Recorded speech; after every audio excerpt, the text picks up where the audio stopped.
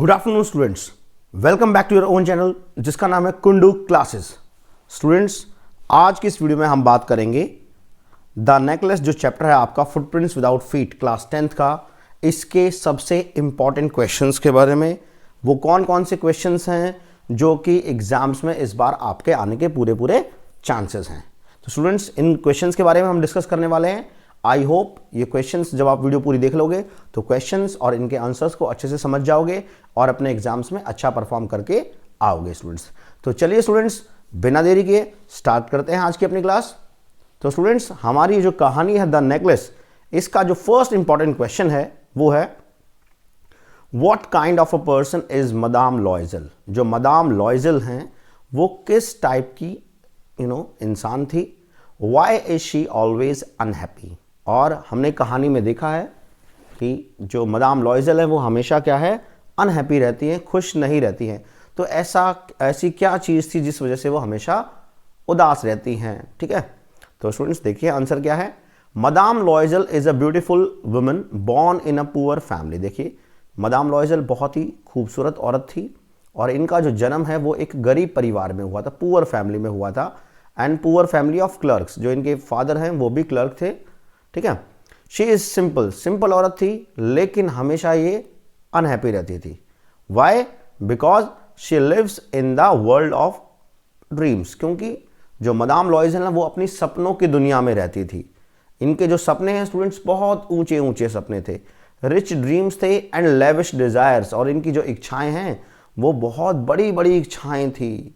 समझ रहे हो क्या? देखते हैं क्या इच्छाएं थी। She believes that she was born for the riches and deserves to be a part of elegant dinners. उनका मानना था कि वो जिंदगी में सारी महंगी महंगी चीज़ों को एंजॉय करने के लिए पैदा हुई हैं और वो डिजर्व करती हैं elegant dinners with shining silver cutlery, marvellous food, fashionable gowns and exquisite jewellery. मतलब ये चाहती थी कि इनके पास शानदार ज्वेलरी हो, फैशनेबल गाउन्स हों, हैं मार्वलस फूड, मतलब ज़बरदस्त वाला खाना ये एंजॉय करें, वो भी चांदी के बर्तनों में। ठीक है, एलिगेंट डिनर्स का वो पार्ट बने।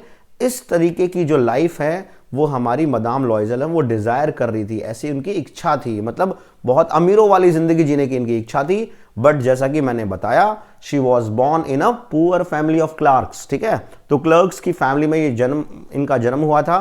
तो मतलब कोई ऐसा नहीं कि अमीर परिवार में जन्म हुआ था, लेकिन सपने अमीरों वाले हैं, लेकिन जिंदगी में ऐसा कुछ है नहीं। तो इस वजह से वो हमेशा अनहैप्पी रहती थी, क्योंकि जो उनकी डिजायर्स थी वो पूरी नहीं हो पा रही थी। जिस टाइप की लाइफ वो चाहती थी वो लाइफ उनको नहीं मिल पा रही थी।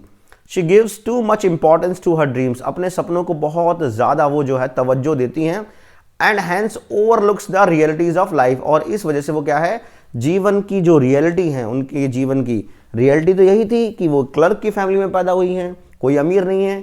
तो वो अपनी इन रियलिटीज़ ऑफ लाइफ को ओवरलुक कर जाती हैं, उनको नज़रअंदाज कर जाती हैं। She is always unhappy as dreams are a virtual reality and can't be true. और यही उनकी उदासी का कारण था, क्योंकि जो हमारे सपने होते हैं स्टूडेंट्स, वो वर्चुअल रियलिटी होती है, वो वास्तविकता नहीं होती। सपने तो सपने होते हैं, वास्तविकता कुछ और थी।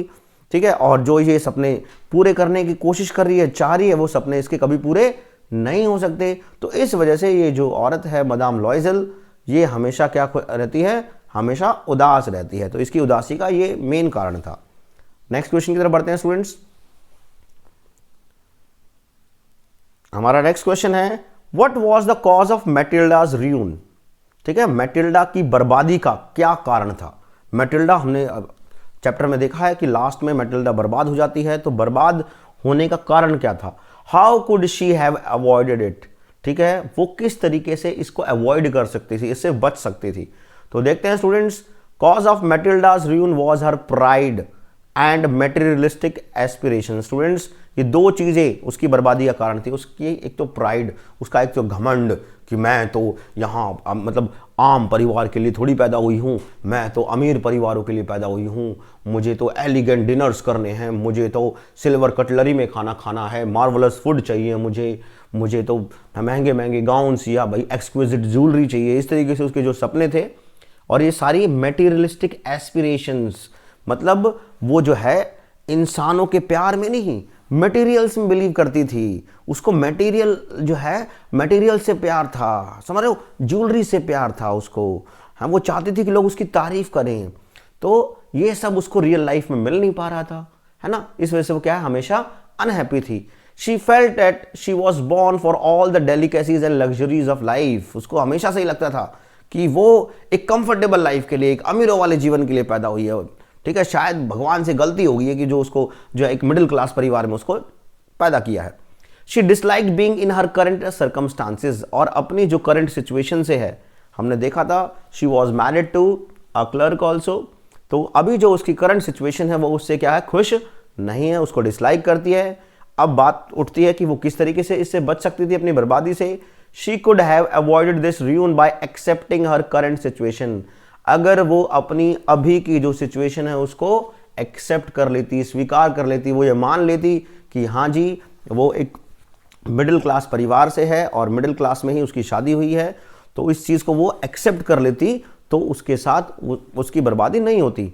And being content with what she had, और जो भी उसके पास है उससे वो क्या है, कंटेंट रहती है, उससे वो सेटिस्फाइड रहती। अगर ऐसा होता तो हमारी मैटिल्डा की कभी बर्बादी नहीं होती।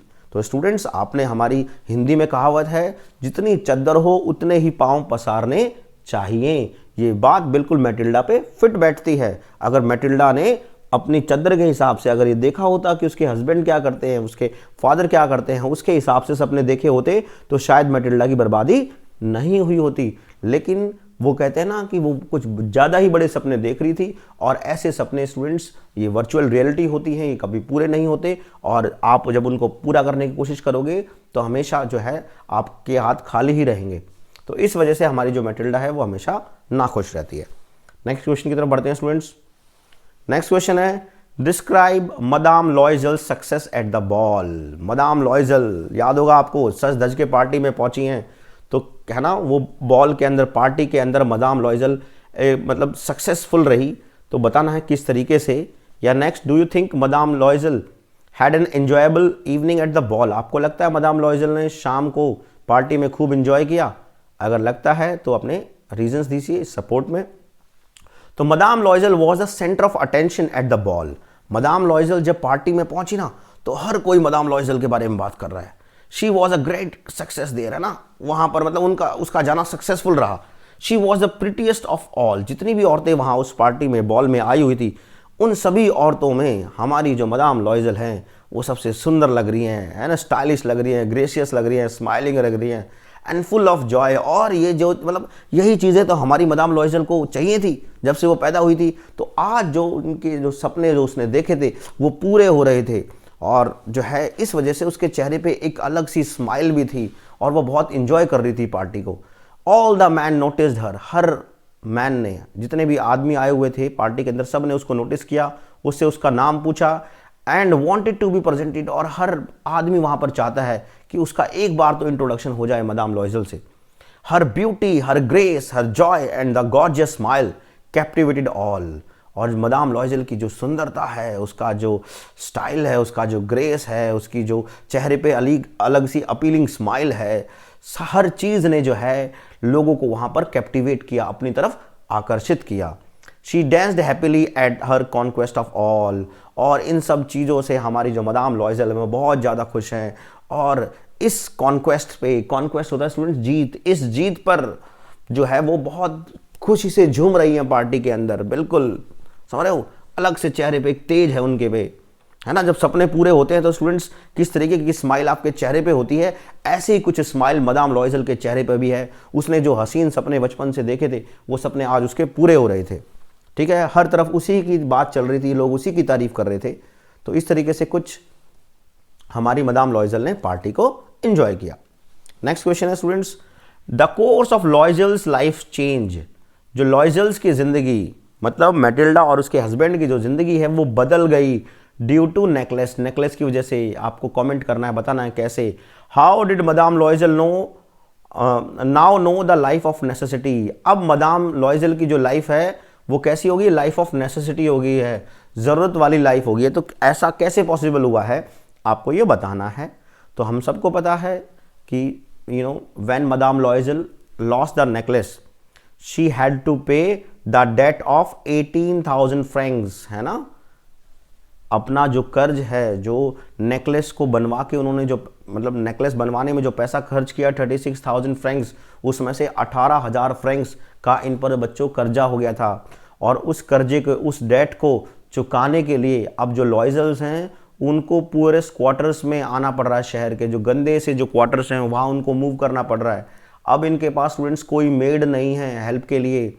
मैटिल्डा को खुद खाना बनाना पड़ रहा है, साफ सफाई करनी पड़ रही है, चीज़ों को मेंड करना पड़ रहा है।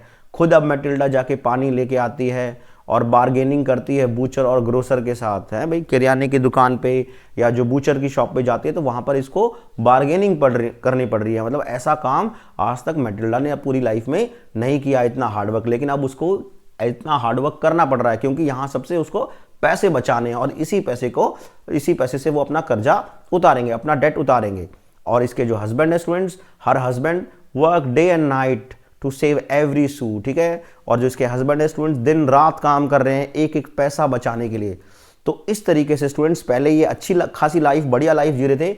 लेकिन क्योंकि जो मदाम लॉयजल हैं उसकी जो डिज़ायर्स हैं वो अनलिमिटेड डिज़ायर्स थी, ठीक है, बहुत लेविश डिज़ायर थी। और उन डिज़ायर्स को पूरा करने के चक्कर में, ठीक है, इन लॉयजल्स को क्या है बहुत ही हैवी प्राइस पे करना पड़ रहा है। अब इनको जो है एक आम आदमी से भी बदतर जिंदगी ये जीनी पड़ रही है। इनको आप देख सकते हो, इनको अपना काम खुद करना पड़ रहा है, दिन रात काम कर रहे हैं मियाँ बीवी ताकि पैसा बच सके और वो अपना कर्जा जल्द से जल्द उतार सके। तो इस तरीके से स्टूडेंट्स उस एक नेकलेस ने लॉयजल्स की लाइफ को पूरी तरीके से डिस्ट्रॉय कर दिया है। ठीक है स्टूडेंट्स, आई होप आंसर समझ में आ गया होगा। नेक्स्ट क्वेश्चन की तरफ बढ़ते हैं। Why was Matilda's friend astonished? Astonished मतलब होता है student surprised to see her at the end of the story. कहानी के एंड में जब मैटिल्डा की जो फ्रेंड है ना, मदाम जॉन फॉरेस्टियर, उन्होंने जब मैटिल्डा को देखा तो वो क्या हो गई हैं, चौंक गई वो। ठीक है, तो क्वेश्चन है क्यों, या why did John not recognise her friend, John ने अपनी फ्रेंड मैटिल्डा को क्यों नहीं पहचाना। तो देखते हैं। John, Matilda's friend, could not recognize her as Matilda's appearance had completely changed. क्यों नहीं पहचाना, क्योंकि मैटिल्डा की जो अपीयरेंस है, मैटिल्डा जैसे पहले दिखती थी ना, अब वैसी नहीं दिख रही है। उसकी अपीयरेंस में पूर्ण रूप से चेंज आ गया है, बदलाव आ गया है। With her youth and beauty gone, अब क्या हो गया है, हमारी मैटिल्डा की जो जवानी है और जो सुंदरता थी वो चली गई है। Now she looked old and worn out, अब वो क्या है, बूढ़ी सी, घिसी पिटी सी, गरीब औरत जैसी दिख रही है। उनके जो बाल हैं वो कहते हैं अनकेम्ड थे, ऐसे बिखरे हुए थे। And Matilda looked like a common woman of a poor house hold, एक गरीब परिवार की साधारण सी औरत जैसी लग रही है हमारी मैटिल्डा। तो इस वजह से जॉन फॉरेस्टियर ने अपनी फ्रेंड मैटिल्डा को नहीं पहचाना। और इसकी जो हालत है मैटिल्डा की वो क्यों हो गई है, क्योंकि अब वो एक आम औरतों वाली ज़िंदगी जी रही है, सारे काम वो खुद कर रही है।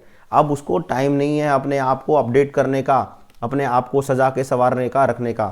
ठीक है ना। तो इस वजह से जो हमारी मैटिल्डा की जो अपीयरेंस है वो पूर्ण रूप से बदल गई। और जब अपीयरेंस बदल गई तो इस वजह से उसकी फ्रेंड ने उसको कहानी के एंड में नहीं पहचाना। Next question, I think last question होने वाला है, उसकी तरफ बढ़ रहे हैं स्टूडेंट्स। लास्ट क्वेश्चन है, madame Forestier prove to be a true friend. जो मदाम फॉरेस्टियर हैं वो एक सच्ची दोस्त हैं कहानी के अंदर, आपको इस बात को साबित करना है।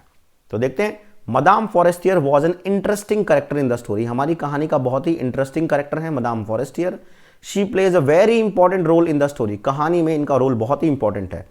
Why, she was really genuine, हमारी ये जो लेडी है मदाम फॉरेस्टियर एक जेन्युइन लेडी है। कैसे कह सकते हैं, because she helps Mathilde in the hour of the need. ठीक है, जब इस मैटिल्डा को अपनी दोस्त की सबसे ज्यादा जरूरत थी, जब मदाम फॉरेस्टियर ने मैटिल्डा की हेल्प की। When madame Loisel needs to borrow jewels, जब मदाम लॉयजल को क्या चाहिए थे, ज्वेलरी वगैरह चाहिए थी, she turns to madame Forestier, वो कहां पहुंची, अपनी फ्रेंड मदाम फॉरेस्टियर के घर पे पहुंची।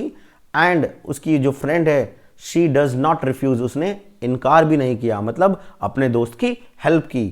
She displays her generosity by opening up the entire array of her jewels for Matilda to choose from। और जब ये मैटिल्डा इसके पास पहुंची है ज्वेलरी लेने के लिए, तो उसने जनरोसिटी दिखाई, जो दयालुता का भाव है वो दिखाया, और मैटिल्डा के सामने उसके पास जितनी भी ज्वेलरी थी वो सारी ओपन कर दी, और मैटिल्डा को बोला कि फ्रेंड जो तेरा मन करे तो इसमें से ले ले।